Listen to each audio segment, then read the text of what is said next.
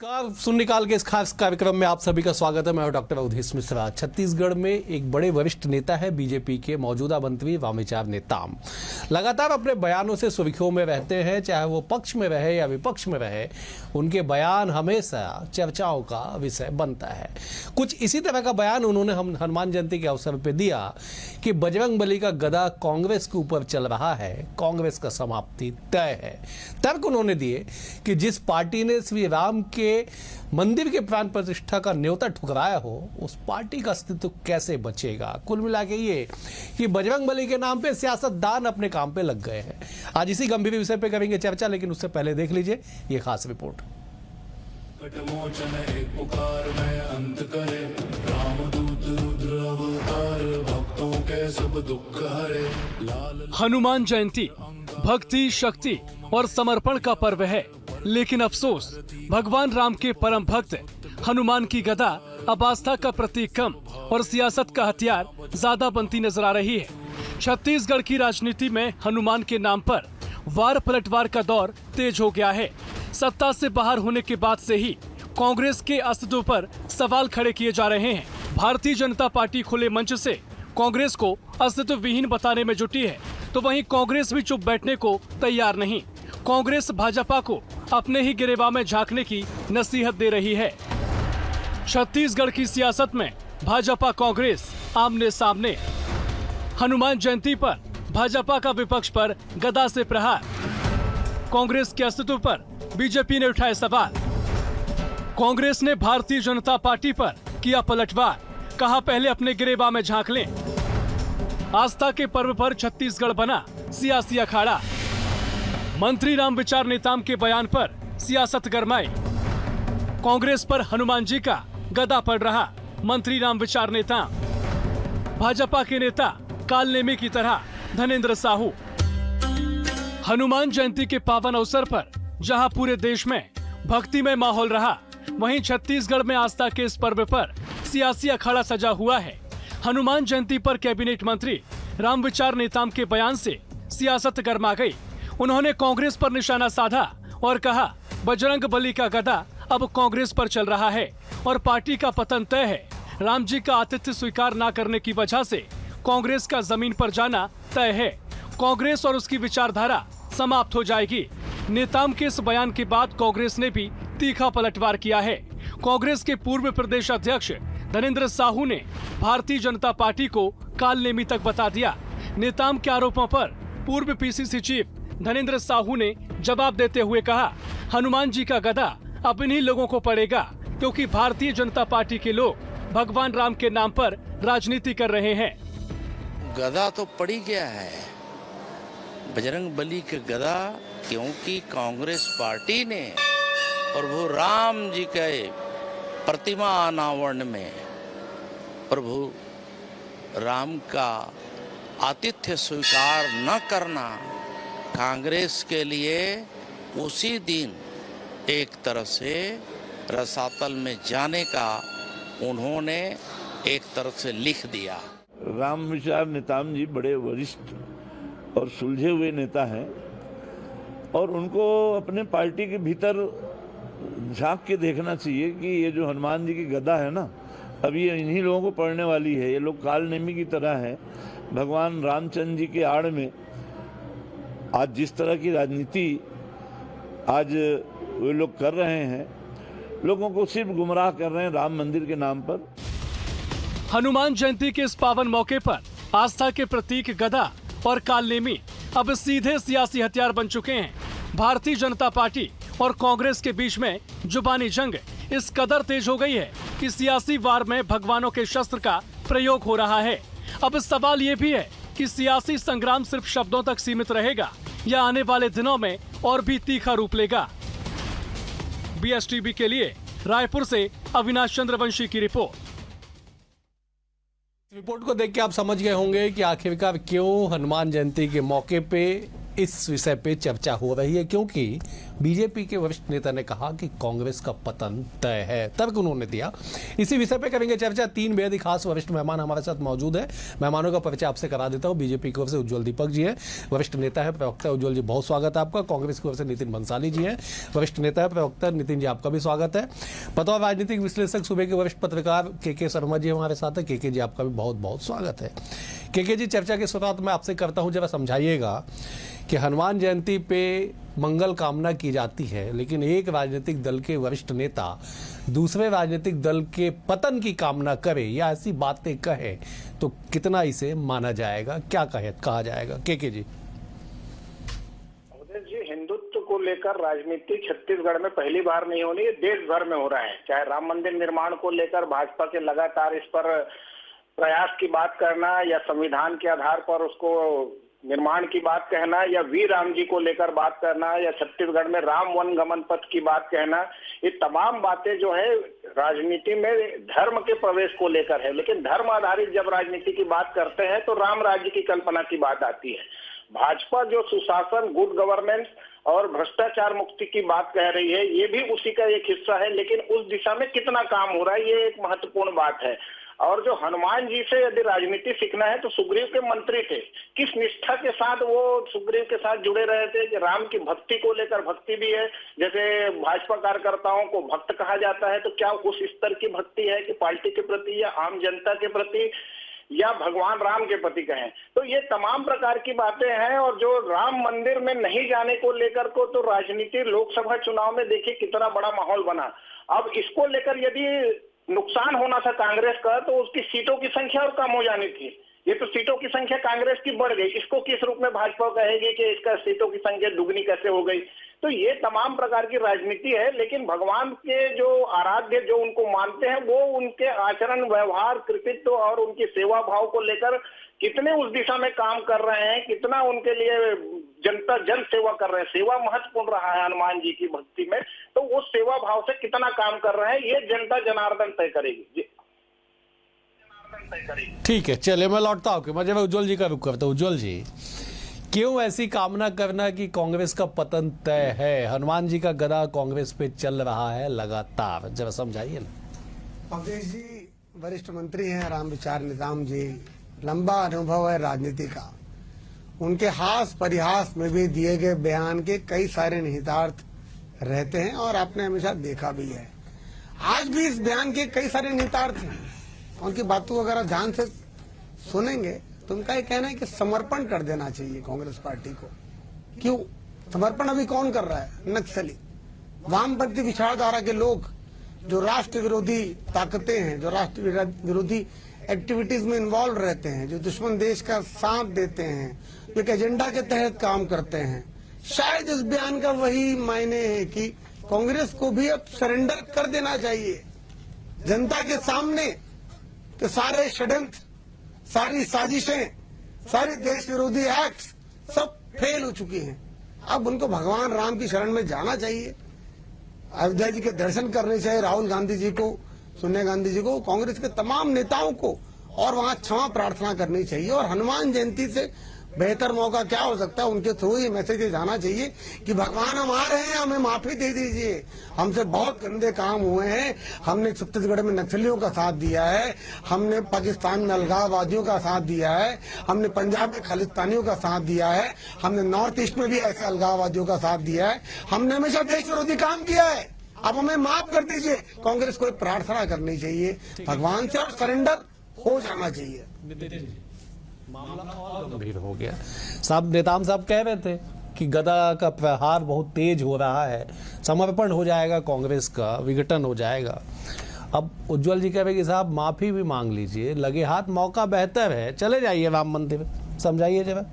बुद्धिहीन तनु जान के सुमिरो पवन कुमार, बल बुद्धि विद्या देहु मोहि हरेहु कलिस विकार।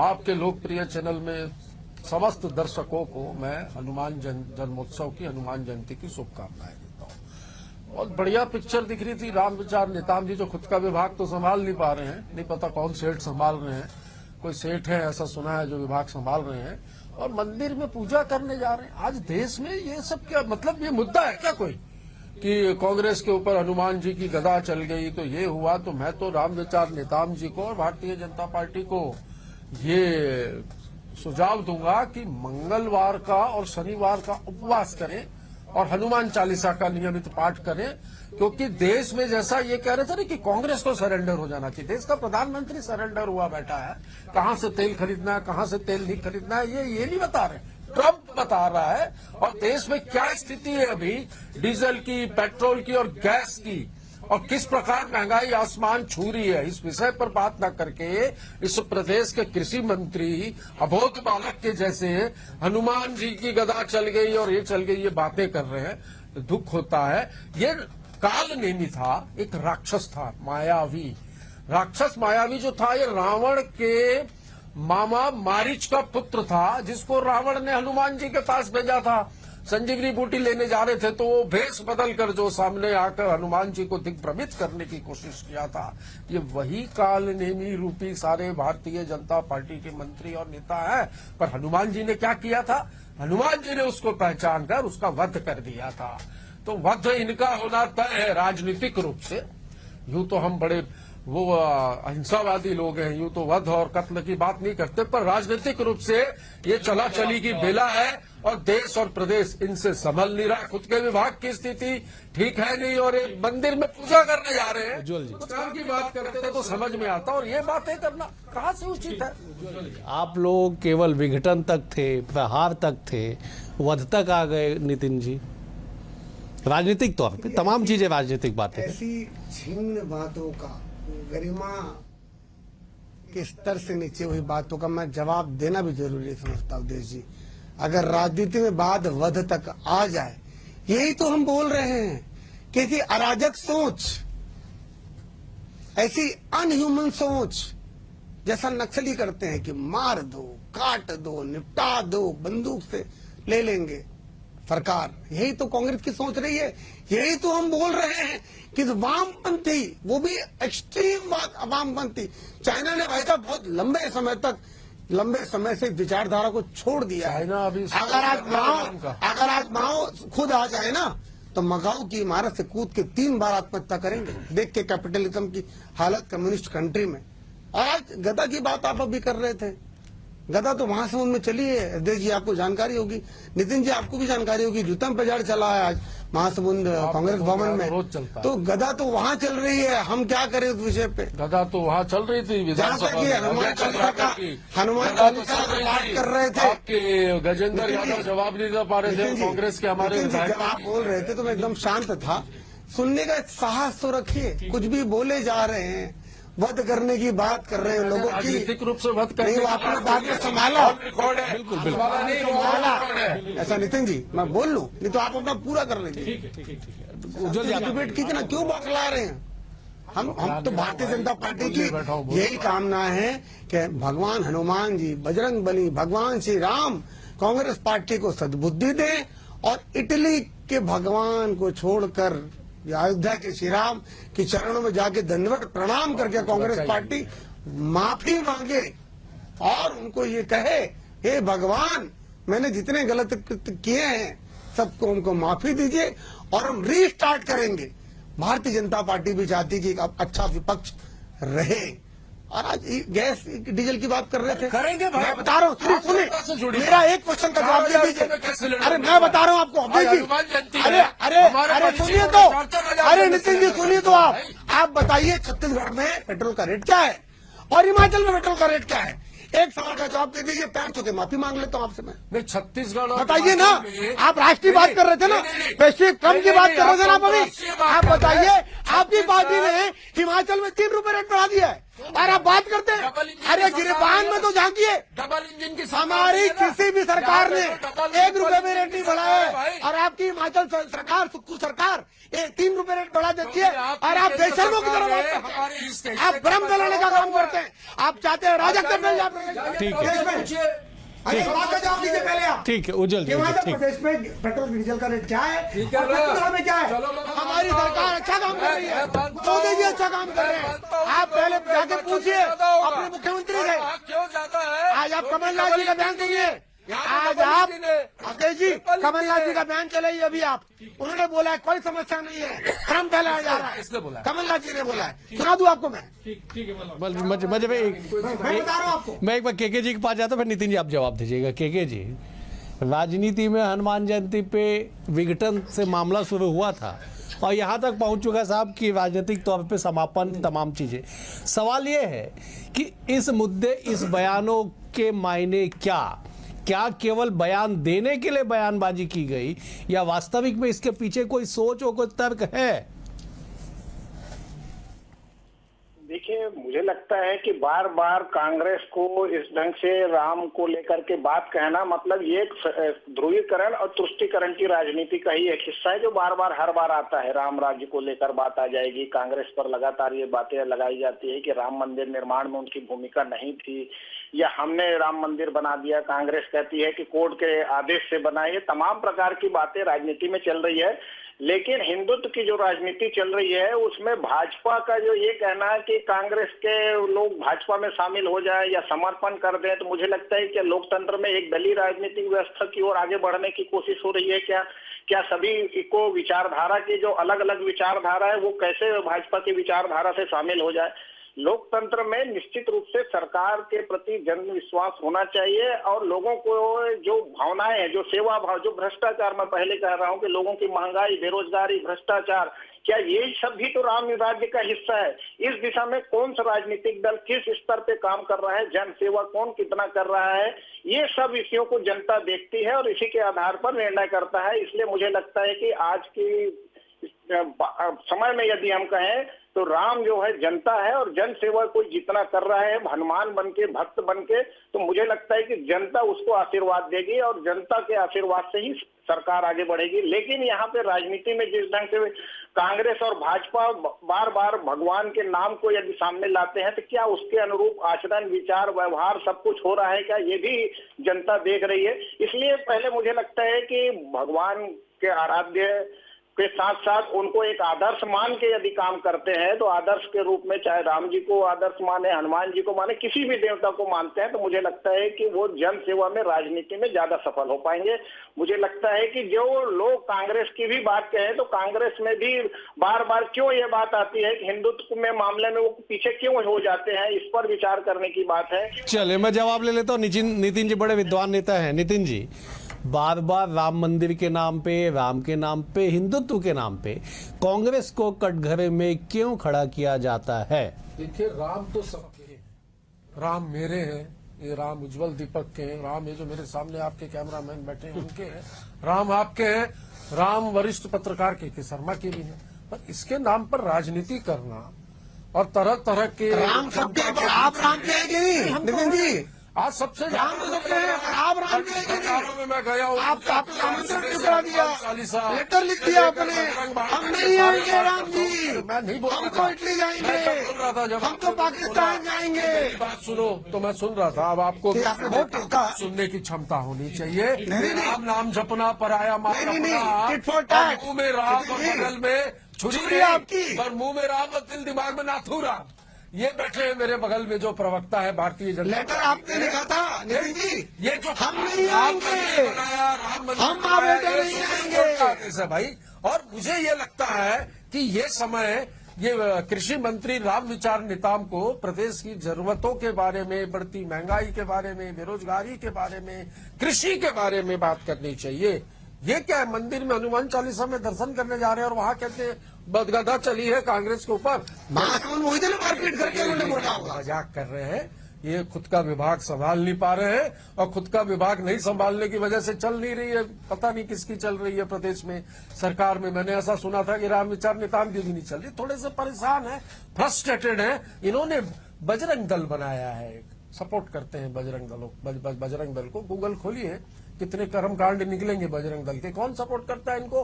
बजरंग बली के नाम पर बजरंग दल बनाकर उनके गुंडों को सपोर्ट करने वाले भी यही बैठे हैं। तो इनको तो ये नहीं कहना चाहिए। और मुझे ऐसा लगता है राजीव जरूरी मुद्दों पर, अपराधी नहीं बनता, जरूरी नितिन मुद्दों जी। पर बात करनी चाहिए। बंद कर दिया ना आपने, बजरंग दल इसलिए बात बढ़ गया है। सरकार रहे या न रहे तो भी चलता है। वकील जी का बयान था इतने राजीव कांड क्लब बंदूका करके अपराध बढ़ गए। अगर गूगल में बजरंग दल के कांड लिख दो तो पूरी लिस्ट आ जाएगी। कि कहीं पर अरे आप फैसला लीजिए, गांधी कांड लिखूंगा थाना तो ज्यादा आएंगे, ये वाला आ जाएगा, ये वाला अरे कुछ नहीं आना है। ग्रेटर देन वाला ये सारे मामले जो आप अभी बोलने जाओगे उसके पहले मैं बोल दूं कि जज मत बनिए, न्यायालय पे भरोसा करिए, सत्य परेशान हो सकता है। जज तो जनता है, फैसला सुना दिया अपना। और इतना अहंकार मुझे लगता है ठीक नहीं है। हम काम पे बात करें तो मुझे लगता है हम तो जनता के विश्वास पे बात करते हैं। राम पर, और ये जो राम विचार नेताम नाम है, राम विचार, तो ये राम के विचार नहीं हो सकते। जो ये विचार जो दिखा रहे हैं अपने, ये जो इनके श्रीमुख से निकल रहा है, ये मुझे नहीं लगता कि राम के विचार हो सकते हैं। ये तो घर वालों ने नाम ही राम विचार गलत रख दिया है, ऐसा लगता है मुझे। जो जवाब दीजिएगा। अवधेश जी, जैसा के शर्मा जी कह रहे थे, उनके बयान का निहितार्थ ये नहीं कि भाजपा ज्वाइन कर लीजिए, वो तो ये कह रहे हैं समर्पण कर दीजिए, ये विचारधारा छोड़ दीजिए, राष्ट्र प्रेम की भावना की ओर आ जाइए, राष्ट्रद्रोह मत कीजिए। हम नहीं चाहते कि सारी विचारधाराएं सेम हो जाए, हमारी तरह हो जाए, हमारी तरह हो ही नहीं सकते, वहां तक कांग्रेस पार्टी पहुंच ही नहीं सकती। लेकिन राष्ट्रद्रोह का काम मत करें। अभी देखिए, आप अवधेश जी देख रहे होंगे, 2 दिन से छत्तीसगढ़ में इतिहास रचा गया नक्सलियों को खत्म करने का। एक आपको बधाई का संदेश मिला कांग्रेस पार्टी की ओर से? नहीं, बधाई है, नहीं, कांग्रेस पार्टी दुखी है, अंदर मन से तड़प रही है। शादी का वो फूफा बन चुकी है, फूफा बन चुकी शादी का कि ये नहीं हो रहा है, वो नहीं हो रहा है। आज भूपेश बघेल जी ने पूछा है क्या भाजपा दावा कर सकती है 31 मार्च तक नक्सल? अरे इनको विश्वास ही नहीं हो रहा है कि इनके मित्र, क्या होता है, दुख कब होता है जब मित्रों का करियर खराब हो जाए। तो नक्सली जो उनके मित्र हैं, उनका करियर, उनका पूरा भविष्य अपने हाथ में ले लिया है, और उनका भविष्य उज्ज्वल है। नितिन जी, आप चिंता मत कीजिए, ठीक है, उनका भविष्य उज्ज्वल है, ठीक है। परसों इनके मीडिया के हेड बोल रहे थे कि इनको सरेंडर से दिक्कत है, कि सरेंडर हुआ तो उन परिवारों पे क्या बीतरी होगी। अरे आपने विनायक सेन को प्लानिंग कमीशन का मेंबर बना दिया, तब सोचिए उन दुखी परिवारों पे क्या बीता होगा। नितिन जी, क्या आपने कभी पुनर्वास नहीं करवाया? कुछ भी बयान दिया सारी कांग्रेस पार्टी। ठीक है, उज्जवल जी, ठीक है, बोले। आपने बोल दिया था, मेरा जवाब था। शांतिवादी व्यक्ति हूँ, इतना गुस्सा मुझे। फांसीवादी व्यक्ति नहीं, शांतिवादी। अच्छा, मुझे सुना दिया फांसीवादी। तो आपके दिमाग में अच्छा, फांसी घुसी हुई है तो मैं फांसीवादी है, थोड़ा सा पानी पी नहीं, लीजिए। फांसीवादी है आप लोग। ये बार बार नक्सलवाद पे बात कर रहे हैं, सरेंडर पे बात कर रहे हैं। मुझे ये बताइए, जिन लोगों ने निःशंस हत्या की, गला रेत देना, जिन्होंने, अरे मारो नहीं हिड़मा को, आपने बोला कितने हिड़मा मारोगी और करके अरे राहुल गांधी ने रिट्वीट किया है, वो छात्र थे, राहुल गांधी ने रिट्वीट किया है। एक मिनट उज्जवल जी, एक मिनट, ठीक है, नितिन जी बोल जी। माला लगाकर, फटाखा फोड़कर, ढोल बजाकर स्वागत करना, मुझे लगता है थोड़ा शांति से। दोहरा चरित्र छोड़िए नितिन जी। मारो तो आपको दिक्कत है, नहीं मारो तो दिक्कत है। आप क्या कर लो कि आप खुश कम हो गए, फूफा मत बनिए, ये शादी का फूफा मत बनिए। पर क्या गुजरती होगी, उन परिवारों के मन पर क्या गुजरती होगी जिन्होंने, किसी ने अपने, वही गुजर रहा होगा जो विनायक सेन को तो बनाया था आप लोगों ने, सर से साया उतना ही गुजर रहा होगा। किसी बहन का सिंदूर उजड़ा है, किसी माँ की कोख सुनी हुई है, वरवरा रहा हो, उनको सुधा रहा हो, जब छोड़ा आपने इनको बजरंग बड़ी जगह पर बली डाला, आप लोगों को सद्बुद्धि तब वही लग रहा मैं होगा। तो हनुमान जी से, हनुमान जन्मोत्सव पे प्रार्थना करूंगा कि हे प्रभु हनुमान, हे प्रभु बजरंग बली, इनको सद्बुद्धि दो। ये आपका नाम लेके जो राजनीति कर रहे हैं, मैं दुआ करूंगा, मैं आप मंगलवार और शनिवार को उपवास करो। हनुमान जी, इनको केवल सद्बुद्धि नहीं, पहले बुद्धि दीजिए। इतना कांड कर दिया है कि अब आप लोगों को हनुमान चालीसा का पाठ तो निरंतर करना चाहिए, और मुझे लगता है बजरंग बाण की भी आवश्यकता है, और मंगलवार का उपवास तो निरंतर करो, मुझे लगता है इससे लाभ होगा। राजनीति में इतनी साफगोई से सुझाव कौन देता है? नितिन जी आपको सुझाव दे रहे हैं। अभी इन्होंने सुझाव दिया था, वध करने का भी सुझाव इन्होंने दिया था। राजनीति में या तो कोई परिपक्व आदमी कोई ऐसा बयान देता है, या तो बड़ा ही गधा इंसान कोई ऐसा बयान देता है। मुझे पता नहीं नितिन जी कहाँ पर आते हैं, बीच में आते हैं, ऊपर आते हैं, नीचे आते हैं। रूप से वध करने की बात रिपीट करता हूँ। यदि राजनीतिक रूप से वध करने की बात को मैं कहूँ और मेरे साथी प्रवक्ता, दिल की बात वहाँ पर आ गई थी पहले, लगता है वध कर दीजिए, बंदूक ले लीजिए। अब देखिए, जहाँ पर बच्चे पहले बंदूक पकड़ते थे ना, वहाँ पर अब किताब पकड़ने जा रहे हैं, और इसी बात से कांग्रेस पार्टी को तकलीफ हो रही है। जहाँ पर एलईडी बिछाते थे ना, वहाँ सड़कें बिछ रही हैं, घने जंगलों में नया सूरज उग रहा है। इस बात की कांग्रेस को तकलीफ है। लोहा निकलेगा, ढेबर को नहीं देंगे, किसको दोगे? सौम्या को नहीं देंगे अडानी को दो। और रॉबर्ट वाड्रा को भी नहीं देंगे। हमको पता है आप किसको आप चिंता मत पूरे कीजिए, देश को पता है किसको आप दोगे। चिंता मत कीजिए, ठीक है, कुछ हम पे छोड़ दीजिए। अभी आपकी सरकार ठीक है, है। डबल इंजन की सरकार। समय अभाव मुझे समाप्त करना होगा। आप तीनों मेहमानों का बेहद शुक्रिया। उज्जवल जी आपका शुक्रिया, नितिन जी आपका शुक्रिया, के जी आपका भी शुक्रिया। कुल मिला के समझिए कि भगवान बजरंगबली को बुद्धि और बल दोनों का स्वामी माना जाता है, और ऐसे में सियासतदान उनके नाम पे जो सियासत कर रहे हैं, इसका असर क्या होगा जनता जनार्दन तय करेगी। फिलहाल आज के लिए इतना ही। कल एक और विषय के साथ होगी मुलाकात। BSTV के साथ बने रहिए। नमस्कार।